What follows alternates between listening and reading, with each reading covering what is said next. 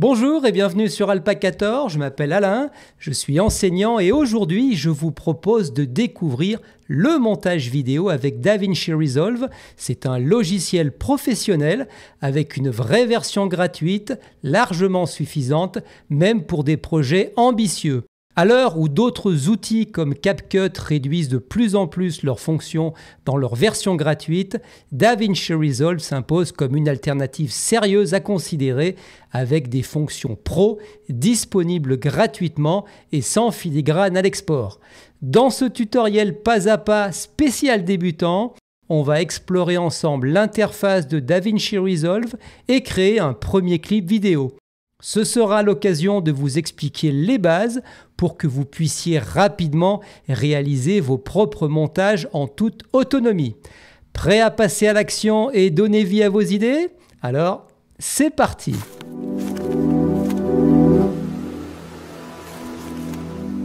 Pour télécharger la dernière version de DaVinci Resolve intitulée DaVinci Resolve 20, rendez-vous sur le site blackmagicdesign.com. Je mettrai ce lien en description de la vidéo. Vous pouvez à cet endroit choisir la langue du site. J'ai mis sur français. Et on voit que DaVinci Resolve 20 est disponible en deux versions.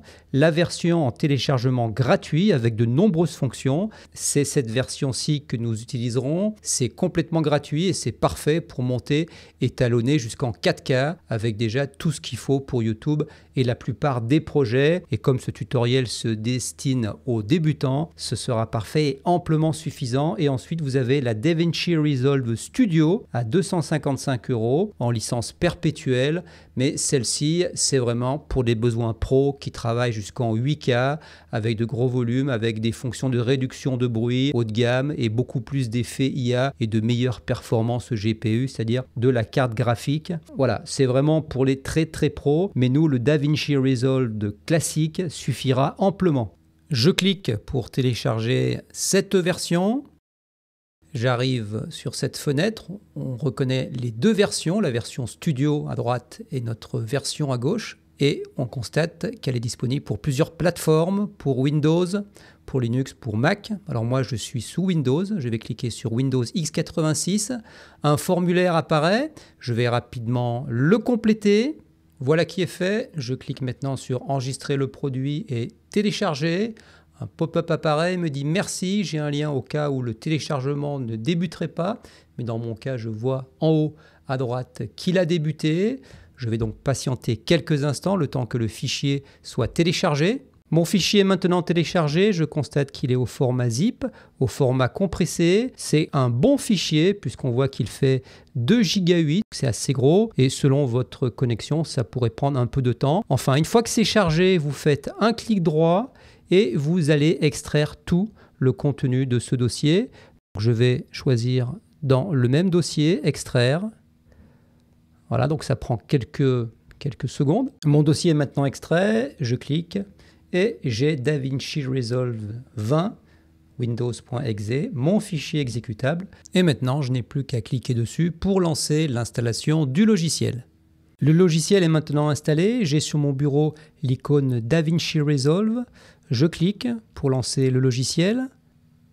DaVinci Resolve 20, les éléments sont en train de charger. Et j'arrive sur cette interface qui m'invite à créer un nouveau projet. Je clique sur New Project. Je vais intituler ce projet Tuto Alpacator, comme cela. Et je fais Create. Et là, j'arrive dans l'interface de travail de DaVinci Resolve. Vous voyez qu'en bas à droite, la petite maison, en cliquant à tout moment, je peux revenir sur cette fenêtre de départ où sont listés mes projets. Le nom de notre projet Tuto Alpacator est écrit à cet endroit. Et on constate que pour l'instant, toutes les commandes sont en anglais. On va aller rapidement changer cela. Vous allez en haut à gauche sur DaVinci Resolve. Vous cliquez sur Preferences. Et là, sur l'onglet User, et vous voyez que vous avez Language, vous pouvez passer anglais sur français et faire sauvegarder. Vous voyez que vous avez un message qui vous dit que les changements seront effectifs une fois que le logiciel sera redémarré. Je fais OK et je vais fermer le logiciel et le réouvrir et on verra qu'il va être en français. DaVinci Resolve 20 offre une véritable plateforme professionnelle avec de nombreuses options. Alors je sais, quand on débute, cela peut paraître un peu déboussolant, mais rassurez-vous, dans ce tutoriel, je vais vous montrer les principales fonctions qui vont vous permettre rapidement de créer vos premiers montages. Alors, si on regarde ce qui est important de voir sur le bas, vous voyez qu'il y a un bandeau avec 7 espaces à connaître, des espaces de travail. Le premier, c'est Médias. Ici, on importe des vidéos. Vous allez importer vos vidéos. On va pouvoir les ranger dans des dossiers et on peut vérifier rapidement ce qu'elles contiennent avec un aperçu. Je vous montrerai ça tout à l'heure. Ensuite, il y a la partie Cut. Cette partie, c'est pour monter. On pose les plans les uns après les autres. On coupe ce qui dépasse et on ajoute des petites transitions. Ensuite, il y a Edit.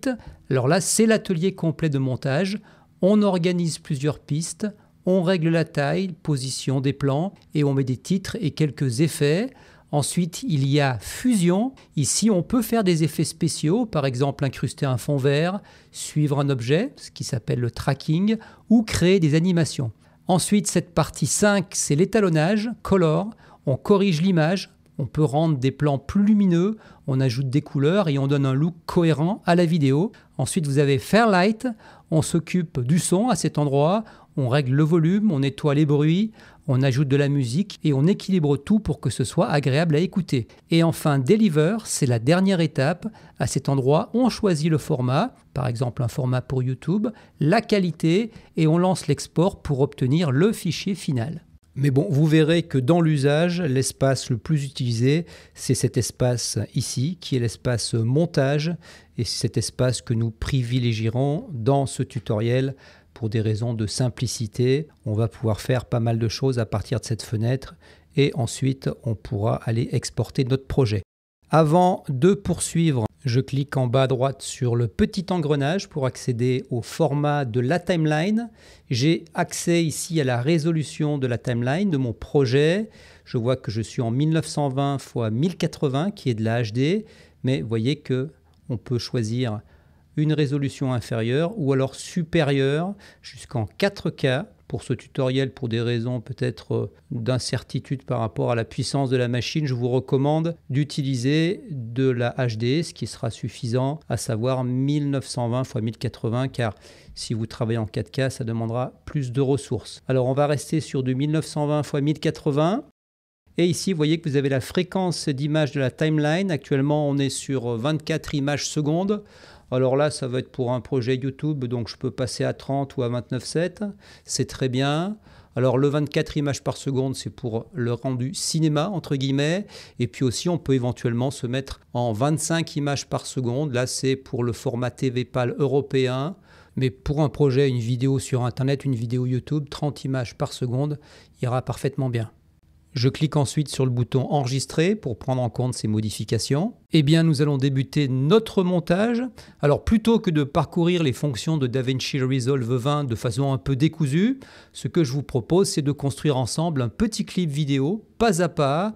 Et au fil du montage, on découvrira ensemble exactement les outils dont on a besoin. Et au moment où on en a besoin, je pense que c'est plus concret, plus logique et surtout plus intéressant. Et comme certains le savent peut-être, j'habite en Suède et la thématique de notre clip sera donc la nature suédoise. Avant de débuter, j'aimerais que vous ayez la même interface que moi, toujours dans la partie montage. Alors pour cela, ainsi vous pourrez suivre pas à pas avec moi, vous allez en haut dans Espace de travail et vous pouvez choisir ici Réinitialiser l'espace de travail. Voilà, ainsi vous aurez exactement le même affichage que moi et vous pourrez suivre pas à pas les différentes opérations. La première chose que nous allons faire, c'est d'importer nos médias. Les médias, ce sont les morceaux de vidéo, les musiques, les images qui vont constituer en fait notre film. Vous voyez qu'ici, nous avons un espace bibliothèque de médias. C'est ici que l'on va les importer. Vous voyez que là-haut, en cliquant, vous pouvez faire disparaître cet espace, ainsi on aura plus de place. Et vous pouvez le faire réapparaître en cliquant ici. Deux manières d'importer des médias, soit vous cliquez sur le bouton droit de votre souris et vous pouvez importer des médias, votre fenêtre s'ouvre et là vous pouvez sélectionner et faire ouvrir, ou alors une autre manière c'est d'amener une fenêtre comme ceci, de sélectionner vos médias en faisant un CTRL A et en faisant un glisser-déposer dans cet espace-ci. Et vous voyez que tous mes médias sont maintenant chargés. Alors avant de débuter, afin d'avoir une expérience d'édition assez fluide, au cas où votre machine ne soit pas super puissante, je peux vous donner un petit truc. On peut générer un proxy. En générant un proxy, DaVinci Resolve va utiliser des vidéos à une résolution un peu plus basse que celle d'origine. Ainsi, le montage sera plus fluide. En revanche, lors de l'exportation finale, ce sera les vrais fichiers vidéo qui seront utilisés avec, bien sûr, sans perte de qualité pour le fichier final. Alors pour cela, vous sélectionnez avec la touche Shift tous vos fichiers vidéo uniquement. Alors moi j'en ai là, mais j'en ai aussi là. Le reste, j'ai des images et j'ai aussi des bandes son, mais ça, il ne faut pas que je le prenne. Ensuite, vous faites un clic droit et voyez que vous avez à cet endroit Media Proxy et vous pouvez générer un Media Proxy. Cela peut prendre quelques minutes selon le nombre de médias à convertir. Je vais accélérer la vidéo. Ensuite, il va falloir dire à DaVinci Resolve quel proxy utiliser. Donc, vous allez dans Lecture et dans Gestion du proxy, vous choisissez proxy préféré. Et une autre petite chose qui peut être intéressante pour votre machine, si elle n'est pas super puissante, c'est toujours dans Lecture, résolution de lecture de la timeline, vous pouvez choisir Car. Alors ces deux petits trucs que je viens de vous donner sont valables si votre machine est un peu juste. Sinon, si vous avez une machine super puissante, vous pouvez vous passer de ces réglages. Donc à gauche, mes médias ont été chargés. Vous voyez que en passant dessus, eh bien, je peux les voir ici dans la fenêtre de prévisualisation. Vous voyez, en avant, en arrière. Voilà, ça c'est une image. Ça c'est une image. Ici, ça c'est un fichier audio. Ça c'est une musique. Vous voyez, on peut prévisualiser chacun de ces médias qui ont été entrés en avant, en arrière, etc. Donc si par exemple, je prends un de ces médias et je clique deux coups dessus, vous voyez, je le charge à l'intérieur de cette fenêtre de prévisualisation. Et ici, j'ai un menu, donc un menu de lecture en avant. Je peux faire stop, je peux même lire en arrière. Je peux faire stop. Si je clique sur un autre média, là, c'est une image fixe. Ici, par exemple, là, c'est chargé. Là, c'est un autre média. Donc, retenez bien que cet écran de gauche, c'est l'écran pour voir séparément les différents médias que l'on a appelés. Maintenant que vous avez compris comment fonctionnait cet écran qui permet de visualiser les différents médias, nous allons commencer à construire notre petit clip et pour cela, il va falloir mettre ensemble tous ces différents médias et c'est ici que ça se passe sur la ligne de temps ou timeline en anglais où on va placer les uns après les autres ces différents médias. Pour placer un média, c'est simple, vous en choisissez un et en glisser-déposer, vous le posez sur la ligne de temps. Vous constatez qu'à partir du moment où je viens de poser un média, cet écran vient de s'activer. C'est l'écran qui visualise ce qui est sur la ligne de temps avec son lecteur, comme celui-ci. Donc là, si j'appuie sur Marche, vous voyez, c'est ce lecteur qui s'active. Pour ajouter un deuxième média, c'est simple. Je le prends en glisser-déposer et je le pose. Vous voyez la tirette. Ici, si j'appuie sur Play, eh bien, hop, j'ai le changement qui se fait. Plus que j'ai placé juste après ce premier média, j'ai placé ce deuxième média. Une autre manière de placer un média sur la ligne de temps, c'est d'abord de le charger dans le lecteur ici. Alors regardez, c'est ce que je vais faire avec une vidéo qui a du son, parce que là vous avez constaté que ces deux vidéos n'avaient pas de son. La piste du son, c'est celle qui est en vert juste en dessous, et vous constatez qu'on ne voit pas le spectre du son. Alors regardez, cette vidéo-ci, je pense que j'ai du son. Alors regardez, je clique deux coups dessus, je la charge et là, vous voyez, je peux la lire dans le lecteur, on entend bien le son. Et alors une autre manière de placer sur la ligne de temps, vous voyez que ici j'ai deux petites icônes. Si je tire directement à partir de cette première icône, je vais placer que l'image. Et si je tire simplement à partir de cette icône-ci en forme de spectre de son, ça placera uniquement la piste son sur la ligne de temps. Mais là, c'est pas ce que je veux faire, je veux prendre les deux. Donc je me mets là et en glisser-déposer, regardez, je peux poser ce média constitué d'une piste vidéo et d'une piste son. Hop hop hop, on fait une petite pause, juste pour vous demander de mettre un petit like si vous aimez la vidéo et si vous la trouvez utile et intéressante. Pensez également à vous abonner à Alpac 14 et activer la cloche. Ainsi, vous serez averti à chaque fois que je mettrai en ligne un nouveau tutoriel. Merci de votre soutien et on continue. Voilà. Et là, vous voyez, hop, c'est aimanté. Ça vient se positionner parfaitement car ici, vous voyez, j'ai cette petite icône en forme d'aimant. Du coup, je viens de la désactiver. Vous voyez, c'est plus aimanté, ça peut se chevaucher. Alors, c'est bien pratique, cette fonction aimantée qui permet de coller parfaitement les différents éléments sur la ligne de temps. Alors là, je vais me positionner ici. Donc, vous allez voir, on va arriver au troisième média.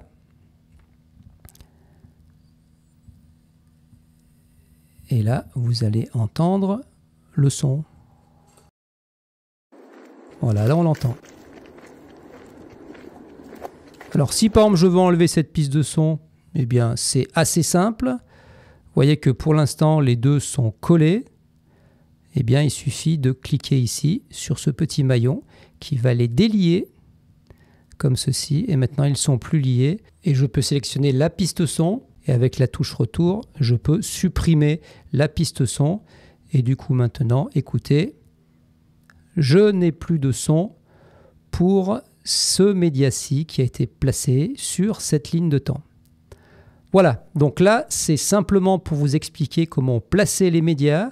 Une fois que tous vos médias ont été placés pour dégager de la place, ce qui peut être pas mal, c'est d'enlever cet affichage des médias.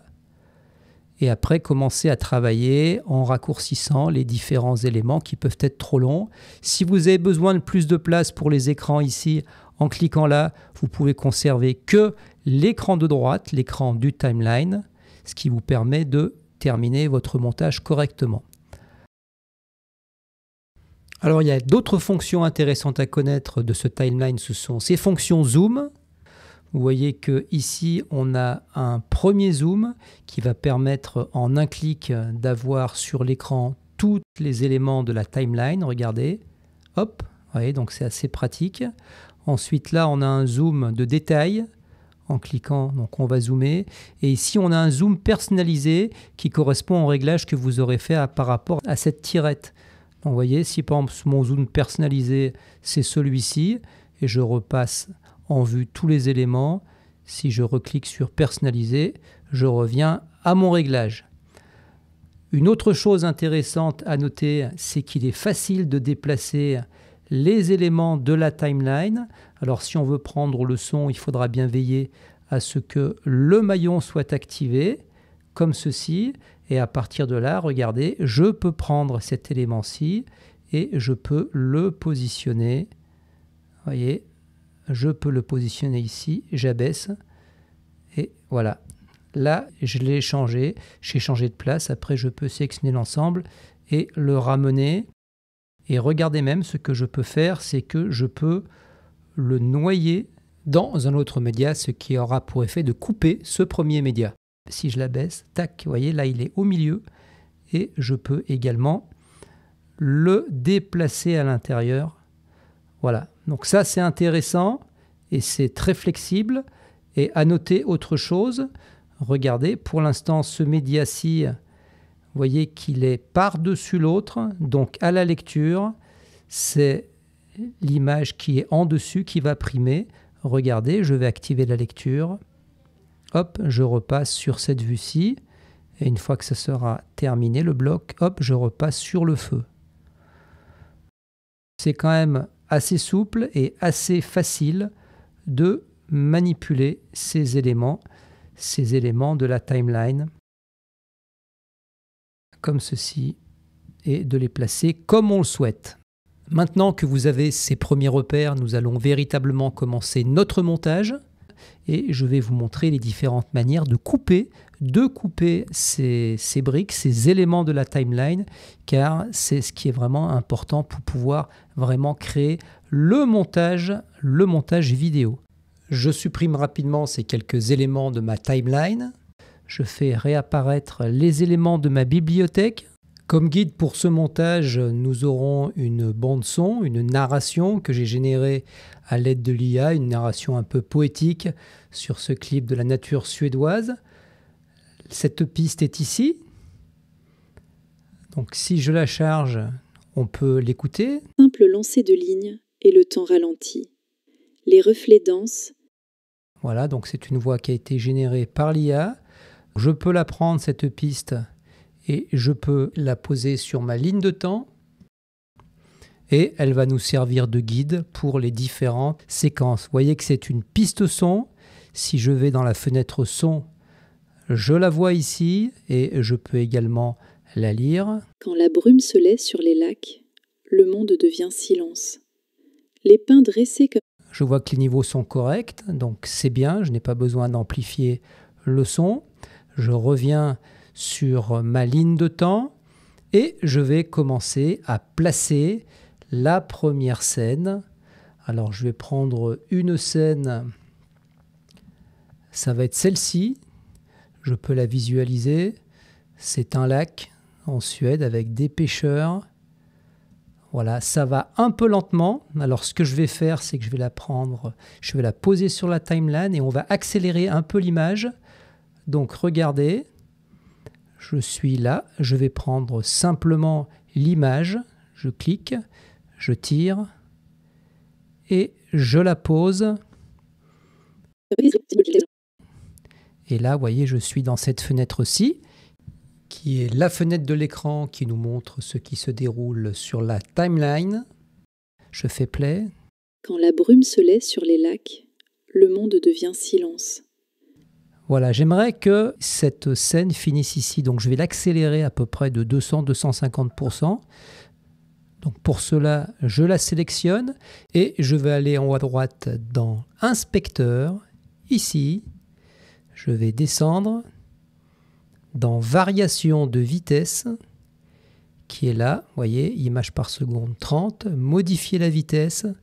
Et ici, je vais, vous voyez, au fur et à mesure que j'augmente la vitesse, eh bien, la longueur de la séquence diminue. On va aller à peu près à, je pense qu'à 250%, c'est pas mal. Voilà, là c'est bien. Alors je vais regarder ce que ça donne. Je vais fermer l'inspecteur. Quand la brume se lève sur les lacs, le monde devient silence. Voilà, c'est pas mal. Alors, je vais zoomer un peu, comme ceci, et vous voyez que j'aimerais que ça se finisse par là. Donc, je peux couper. Regardez, quand je me mets sur le bord, vous voyez, j'ai ce petit crochet, et là, je peux, voilà, je peux diminuer pour la faire terminer ici. Voilà, donc là, c'est bien. Quand la brume se lève sur les lacs, le monde devient silence. Les pins dressés comme des gardiens, la mousse sous les pins dressés comme des gardiens. Alors il me semble que j'ai des pins qui doivent être quelque part, qui doivent être ici. Alors on va charger, voici l'aperçu qui est là. Voilà, au début ça part doucement et ensuite ça s'accélère, il y a du mouvement. Donc ce que je vais faire, regardez, je vais me positionner ici et c'est un des autres moyens de couper comme on souhaite la séquence. Vous voyez, hop, je mets ici et ensuite je vais faire lire, mettons jusqu'à là.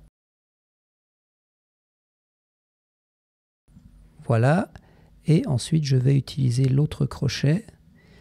Et vous voyez, ce que je vais pouvoir prendre, c'est ce qu'il y a entre ces deux butées et ensuite déposer cette partie sur la timeline. Voilà, et ensuite je pourrai ajuster comme ceci. Donc je vais regarder. Les pins dressés comme des gardiens, la mousse sous les...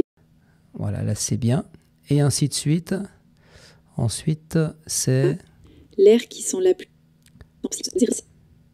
C'est comme des gardiens, la mousse sous les pas. La mousse sous les pas.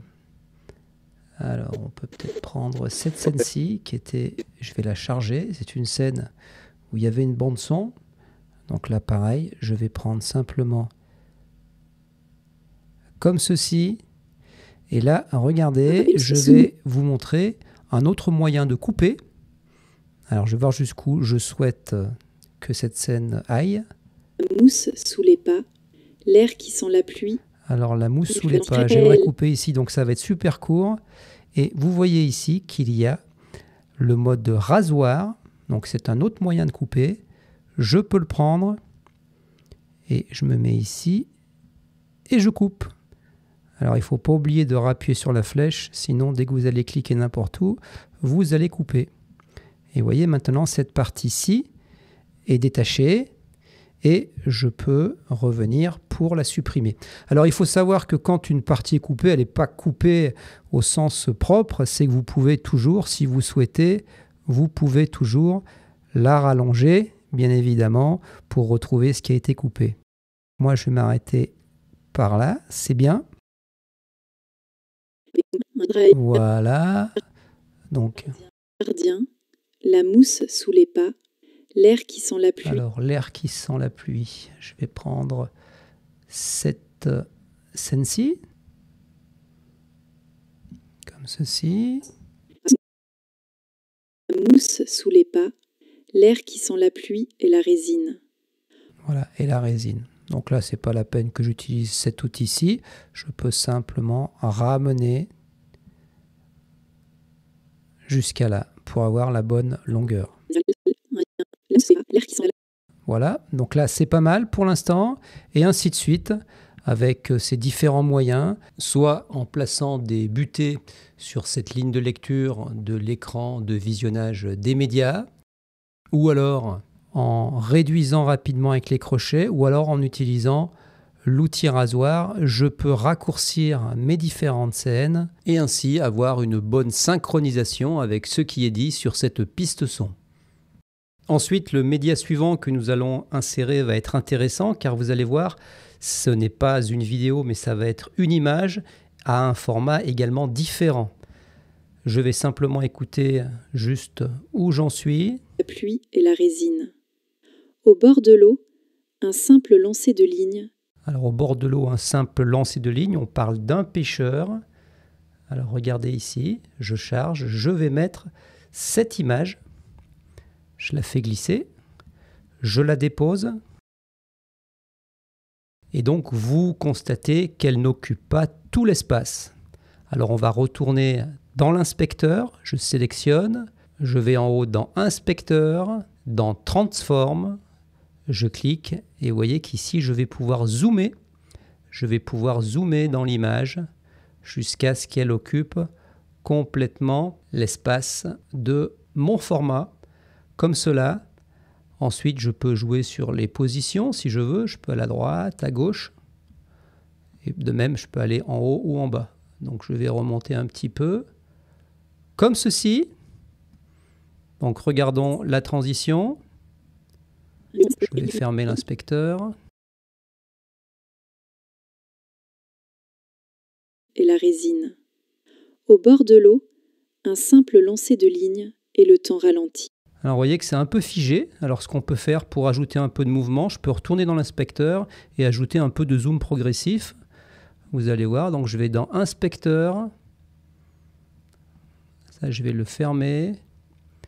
Et je vais aller dans Zoom dynamique. Ici, je vais l'activer. Alors j'ai plusieurs choix. Amorti arrivé, comme ceci. Alors regardez comment ça fait. Au bord de l'eau, un simple lancer de ligne. Ah, c'est pas mal. J'ai d'autres, sinon j'ai un effet linéaire. Au bord de l'eau, un simple lancer de ligne. Voilà, un simple lancer de ligne, c'est bien. Et je vais m'arrêter ici. Je pense que maintenant vous avez compris le principe, comment placer ces différents médias sur cette timeline, comment les organiser, comment modifier ce format comme on vient de le voir en zoomant, comment les couper. Alors ce que je vais faire maintenant, c'est que je vais poursuivre seul cet habillage de cette bande son et puis on se revoit dans quelques minutes. Alors il y a une chose dont je ne vous ai pas parlé, on ne va pas s'en servir ici, mais je peux vous montrer rapidement, ce sont les transitions. Les transitions, ce sont des effets qui permettent de passer de manière douce entre deux scènes. Alors pour créer une transition, c'est assez simple, vous vous mettez au point de transition ici, voyez, entre cette scène-ci et cette scène-là, et en haut, vous avez ici les effets en haut à gauche, voyez, et ici vous avez différents effets. Alors vous avez par exemple un effet de fondu, voyez, ici vous avez un effet de fondu, je peux les visualiser. Ici il y a d'autres effets que l'on voit en temps réel. Donc par exemple, si je souhaite un fondu flou, par exemple, je le prends et je le pose. Comme ceci. Donc regardez, quand je reviens... devient silence. Voilà, donc c'est assez simple de placer des transitions.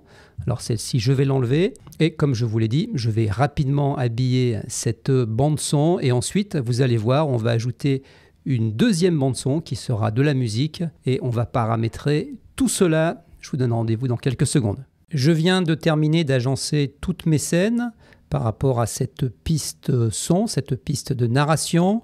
Vous constatez qu'à la fin, j'ai ajouté entre les deux dernières scènes une transition, un fondu.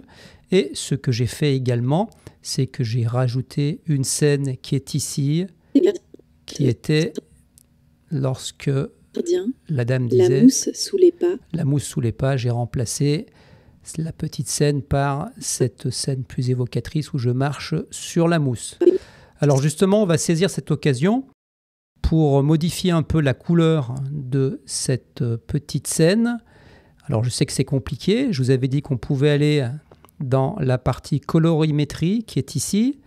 Donc regardez, j'ai sélectionné ce morceau, je vais ici dans colorimétrie et vous voyez qu'ici je vais pouvoir jouer sur toutes ces roues, lift, gamma, gain, offset, contraste, etc., etc.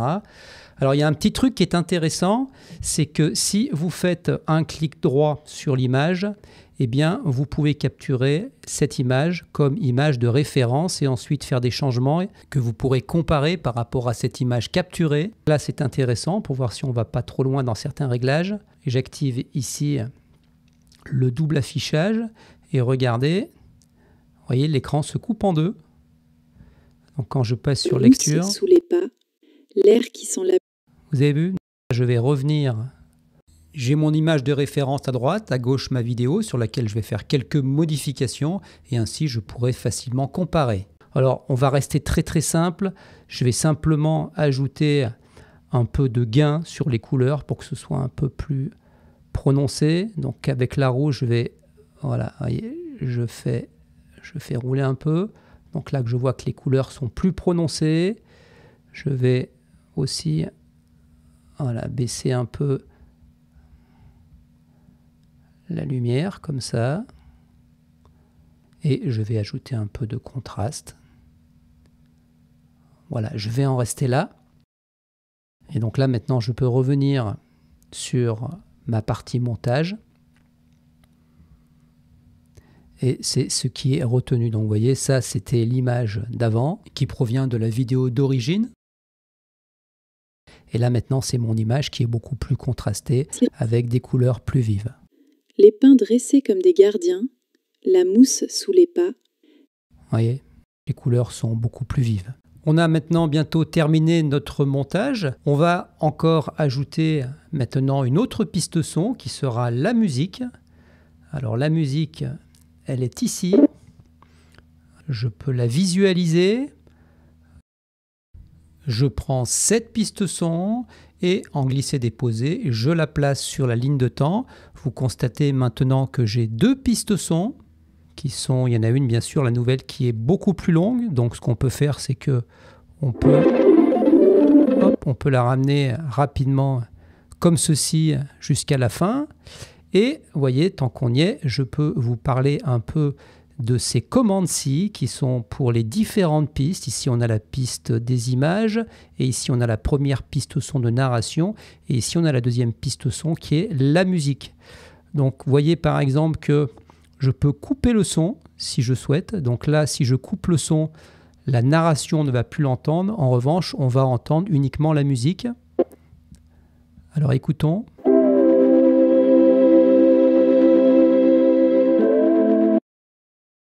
Là, on n'entend que la musique. Si j'active par exemple eh bien, la narration, là on va entendre les deux.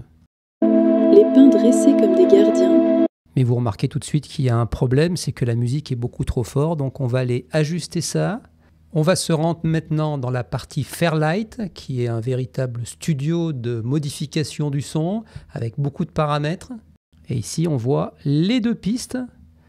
Alors, ce que vous pouvez faire, c'est prendre avec la souris cette ligne-ci et tirer. Ainsi, là, vous voyez le spectre des ondes sonores, qui est la piste stéréo de narration.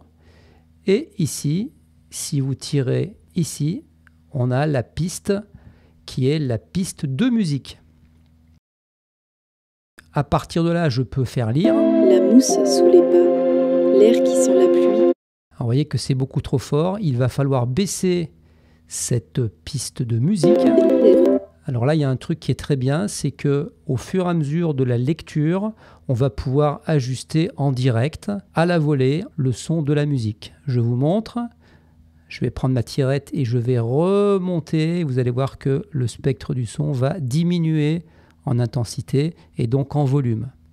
Regardez. Quand la brume se lève sur les lacs, le monde devient silence.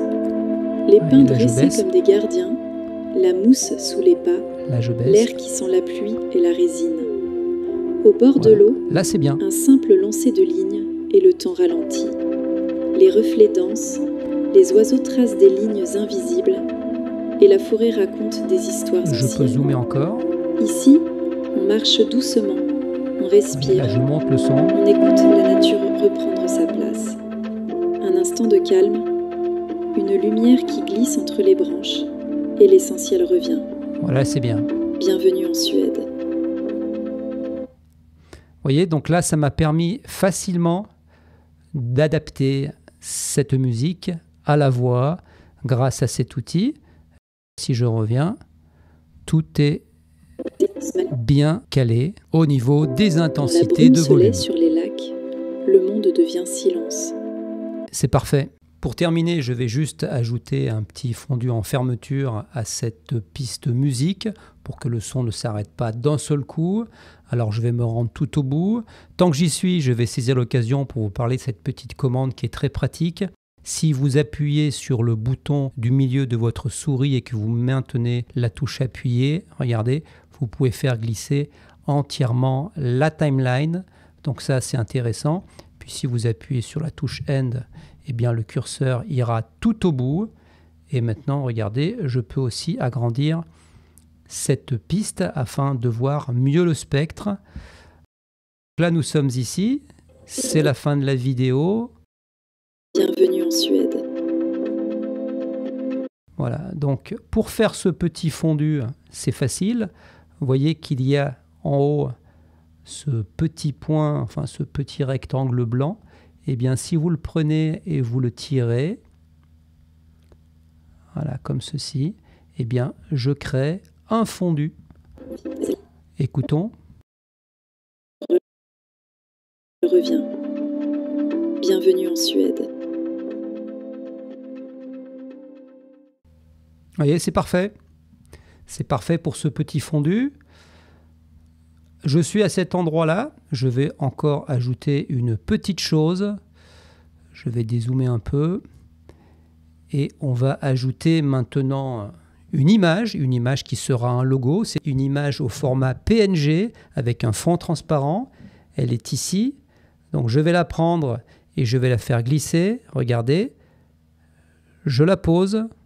C'est mon logo avec un petit drapeau suédois. Et je vais donc le faire apparaître sur cette dernière image. Donc de la même manière, je peux l'ajuster au moment où je veux que le logo apparaisse, juste après la dernière parole. Voilà, comme ceci. Et je peux également jouer sur la taille. Alors là, c'est intéressant, vous voyez, cette petite icône transforme. En sélectionnant l'image sur la timeline et en cliquant dessus, vous constatez que un petit cadre apparaît avec des points. Si vous tirez sur les angles, vous allez pouvoir réduire ou augmenter la taille. Alors si vous voulez garder la proportion, tirez bien sur les angles, sinon vous allez perdre la proportion. En glisser, déposer, on peut à peu près le positionner. Après, si vous n'êtes pas satisfait de la précision, vous pouvez toujours aller dans l'inspecteur et dans Transform, vous voyez, vous avez position en X, donc latéral, comme ceci. Mais nous, on veut le monter très précisément, donc on va prendre l'axe Y. Et là, on va le mettre à peu près à 20. Voilà, comme ceci. Et donc, par ce biais, on a vraiment une belle précision. Je ferme l'inspecteur. De la même manière, je souhaiterais faire apparaître ce logo tout doucement, comme un fondu en ouverture. Donc, j'ai le même petit carré, voyez. Et regardez, voilà, il apparaît. Alors, si j'augmente un peu cet effet, je tire encore un peu à droite. Et là, l'effet sera encore plus long et l'apparition plus lente. La dernière chose que je voulais vous montrer, ce sont les titres qui sont utiles lors d'un montage. Ça va se jouer ici, dans les effets. Je vais masquer les médias. Et là-haut, dans boîte à outils, vous voyez, vous avez titres. Vous avez tous les titres simples. Et après, vous avez les titres fusion avec différents effets. Par exemple, si je prends cet effet Fadon, regardez, je le fais lire. Bienvenue en Suède. Et là, vous voyez, le texte apparaît. Alors, de la même manière, je sélectionne. Je clique ici et je vais pouvoir repositionner ce texte. Et si, comme tout à l'heure, je vais dans l'inspecteur, je vais pouvoir modifier différents paramètres, notamment le contenu. Alors, je vais aller dans l'inspecteur. L'inspecteur, c'est ici. Et vous voyez, dans titre. Donc, simple text. Moi, je vais marquer Suède. Comme cela. Je vais pouvoir jouer sur la police, sur en gras ou pas en gras, sur la couleur, sur la taille, si je veux, comme ceci. Et puis après, je peux le faire apparaître quand je souhaite. Peut-être je pourrais le faire apparaître au moment où la dame dit Suède, bienvenue en Suède. Peut-être ici. On va voir. Bienvenue en Suède. Voilà, mais peut-être que ça serait mieux de le monter et de le placer, voilà, par là, par exemple, comme ceci.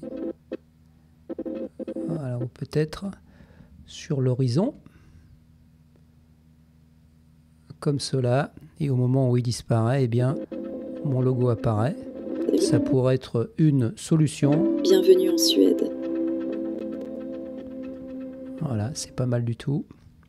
C'est pas mal du tout et je vais reculer un peu le mien pour qu'il apparaisse un peu moins tôt. Et là, ça sera bien. Bienvenue en Suède. Voilà. Et peut-être que le mien, ça serait bien qu'il apparaisse de manière un peu plus douce. Alors, je peux zoomer un peu. Et je peux allonger un peu le temps d'apparition. Comme cela, voilà, je pense que on en a terminé. Alors, il y a quelque chose qui est important à connaître, c'est un raccourci clavier qui est le CTRL-Z. CTRL-Z en faisant cette opération que vous connaissez peut-être, qui est valable sur d'autres plateformes et d'autres logiciels, eh bien, vous supprimez la dernière action qui a été faite. Et ça, autant de fois que vous voulez, vous pouvez remonter en arrière, ce qui est donc super pratique. Ensuite, dans ce logiciel, il y a de nombreux raccourcis clavier que vous pouvez utiliser et vous pouvez également en programmer. Donc c'est là-haut que ça se joue. Vous voyez, dans DaVinci Resolve, personnalisation du clavier. Et là, vous avez tous les raccourcis et vous pouvez également en programmer certains. Voilà pour ce tutoriel. Alors maintenant, on a terminé. On va passer au dernier onglet et on va encoder cette vidéo qui est maintenant terminée. Je suis donc sur l'onglet Export. Là-haut, j'ai différents paramètres d'export avec YouTube, Vimeo, etc. Ici, j'ai un paramètre personnalisé de DaVinci Resolve avec, je vois le format, vous pouvez choisir MP4. Et puis, vous voyez, en qualité, c'est marqué Best, c'est la meilleure qualité. Donc, on peut partir là-dessus. Ainsi, on aura quelque chose de correct. Je mets le nom du fichier. Je vais l'appeler clip, comme ceci. Et je fais ajouter à la liste d'export. Et enfin, je clique sur le bouton Tout exporter pour lancer l'encodage de la vidéo. Ça prend quelques minutes. Je vais accélérer l'image. Et ensuite, on regardera le résultat. Quand la brume se lève sur les lacs, le monde devient silence. Les pins dressés comme des gardiens, la mousse sous les pas, l'air qui sent la pluie et la résine. Au bord de l'eau, un simple lancer de lignes et le temps ralentit. Les reflets dansent, les oiseaux tracent des lignes invisibles et la forêt raconte des histoires anciennes. Ici, on marche doucement. On respire, on écoute la nature reprendre sa place. Un instant de calme, une lumière qui glisse entre les branches et l'essentiel revient. Bienvenue en Suède. C'est le moment de passer à l'action. Installer DaVinci Resolve, démarrer le logiciel, importer quelques plans et lancer votre premier montage. Vous verrez, tout s'enchaîne plus vite qu'on ne le pense. Et n'hésitez pas à me dire dans les commentaires comment vous trouvez ce super logiciel pro et si mon tutoriel vous a aidé à l'apprivoiser. Si vous avez aimé cette vidéo, mettez un petit like, c'est important pour la chaîne, et abonnez-vous à Alpacator si ce n'est pas déjà fait et activez la cloche pour ne rien rater de mes futurs tutoriels. Merci d'avoir regardé et je vous dis à très bientôt pour un nouveau tuto. Salut!